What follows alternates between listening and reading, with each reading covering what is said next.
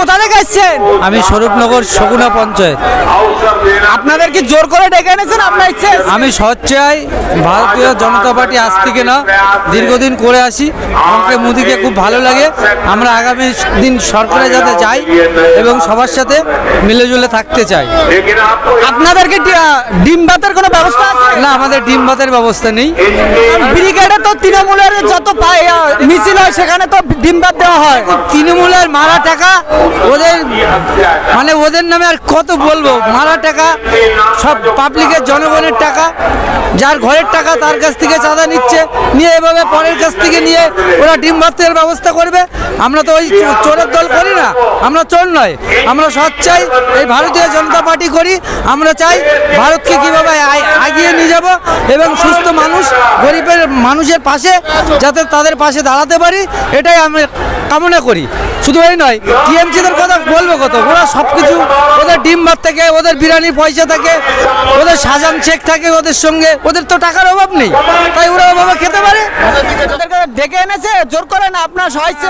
ইচ্ছা জোর করবে কে? আমাদের জোর করবে কে? আমরা ইচ্ছা করি না, তৃণমূলে অনেকে তো জোর করে। তৃণমূলী গুন্ডা পাই না আমরা, বাগদায় ভয় পাই না, বাগদায় আমরা তৃণমূলী গুন্ডারে ভয় পাই না আমরা। আচ্ছা, আপনাদের আমরা দেখি ব্রিগেডে যত তৃণমূলের সভা হয় সেখানে ডিম ভাত দেয়, আপনাদের কি ডিম ভাতের কোনো ব্যবস্থা আছে? না, সেখানে শুধু ডিম ভাত না, সেখানে বিরিয়ানি দেবে। আর এবার 10 তারিখ হবে, ওখানে পিঠে খাওয়াবে শাহজাহানে। শাহজাহানে পিঠে খাওয়াবে? শাহজাহানে যারা টিএমসির 10 তারিখে আছে না মারছে, গর্জন না কিছু, আর জনগর্জন, জনগর্জন সব গর্জন, ওখানে শাহজাহানের পিঠে খাওয়াবে। সেখানে আপনাদের ডাকবে না? আমরা যাব না, আমাদের ডাকতে সাহস পাবে না, আমাদের ডাকতে সাহস পাবে না। রেশনের কথা বলেনি, কিন্তু অন্য কথা বলে যে মিটিংয়ে না গেলে এই জিনিসটা দেব না, ওই জিনিস। সেটা কারা বলে? টিএমসির লোকেরা। টিএমসির লোকে বলে। বিজেপি কিছু বলেছে যে না গেলে? বিজেপি কিছু বলেনি। আপনারা ভালোবাসেন? বিজেপি সেই রকম না তো, পার্টিটা জনসাধারণকে চায় সুস্থ রাখতে। কোথা থেকে এসছে? বসিরহাট থেকে আসছে। বসিরহাট থেকে। আপনাদের ওখানকার যে নারীদের উপর অত্যাচার হয়েছে, ওখানকার জনগণের উপর অত্যাচার হয়েছে, সেই বিষয়ে আপনি কি বলতে চান? তা ধীরে দুঃখের কথা। দেখুন, স্বয়ং দুর্গা যেভাবে প্রতিবাদ করেছিল ওষুধের বিরুদ্ধে, সেই প্রতিবাদটা আমরা নারী শক্তির মধ্যে দেখতে চাই। এর থেকে বেশি কিছু বলার নেই আমার আর। আপনাদের ওখানে কি ভোট দিতে দেয় সুষ্ঠুভাবে? আমাদের বসিরহাট প্রপারটা আশেপাশে একটু ভোট দিতে দেয়, তাতে ইন্টেরিয়র এলাকাগুলো ভোট দিতে পারে না। তো এবছর যদি সুষ্ঠুভাবে ভোট দিতে পারেন তাহলে কি কোন সরকার গঠন করবে? সুষ্ঠুভাবে মানুষ যদি নিজের ভোটাধিকার প্রয়োগ করতে পারে, ভারতীয় জনতা পার্টিকে হারাবার ক্ষমতা কারুর নেই। বাদাম খাচ্ছেন, আপনাদের জন্য বিরিয়ানির ব্যবস্থা করেনি? আমরা বিরিয়ানির লোভে বিজেপি করতে আসিনি। বিজেপি করতে আসেননি?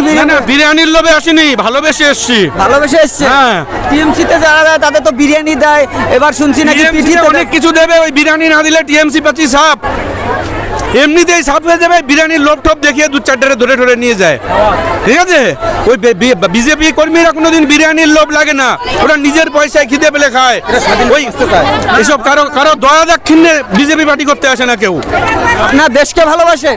অবশ্যই দেশকে ভালোবাসি বলেই নরেন্দ্র মোদীকে দেখতে এসেছি, নরেন্দ্র মোদী ভাষণ শুনতে এসেছি।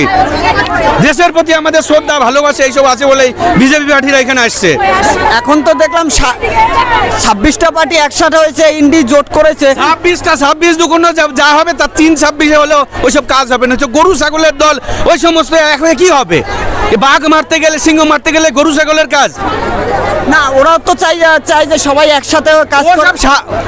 একসাথে ভদ্রলোকরা কি একসাথে ওদের চোর ছচ্ছে যায়? যারা ভদ্রলোক তারা বেরিয়ে বিজেপির হাত শক্ত করবে।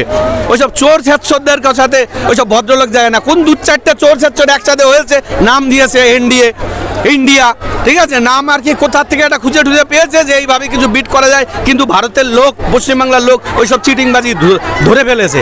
ওদের কাছে এইসব কোনো ব্যাপার না। ইন্ডিয়া দেবে না কি দেবে সেটা কোনো ফ্যাক্টর না। ও জম্মের হারবে, ঠিক আছে? ওই 26-এ 26 পর্যন্ত টিকবে না ও দল। পায়ে হাত দিয়ে নমস্কার দিচ্ছে, তা মানে কি? উনি ভগবান। পৃথিবী জুড়ে একটি ভগবান পেয়েছে এবার, নরেন্দ্র দামোদর দাস মোদী। কোথায় নিয়ে গেছে প্রধানমন্ত্রী? ওনাকে দেখার জন্য ডন্ডি খাটতে যায় মানুষ, দেবতা ছাড়া সম্ভব না। মুনি ঋষি বলেছিলেন ভারত আবার জগৎ সভার শ্রেষ্ঠ আসন লবে, ওই আসনটা নরেন্দ্র মোদী নেবে। স্বামী বিবেকানন্দ বলে স্বামী বিবেকানন্দে বলেছিলেন, আর তেনার কথা মিথ্যা হবে না। নরেন্দ্র মোদী যখন দীক্ষা নিতে গিয়েছিলেন তখন ওনার বয়স ছিল 21 বছর, এগুলো জানেন? 21 বছর ওনাকে দীক্ষা দেননি কেন বলুন তো? ওনাকে বলেছিলেন তোমার দিয়ে দেশের কাজ করতে হবে, দীক্ষা নিয়ে সাধু হয়ে থাকার তুমি লোক না, তুমি দেশের করো, তুমি বট গাছ হও, সকলকে ছায়া দেওয়ার জন্য। সকলকে ছায়া দেওয়ার জন্য।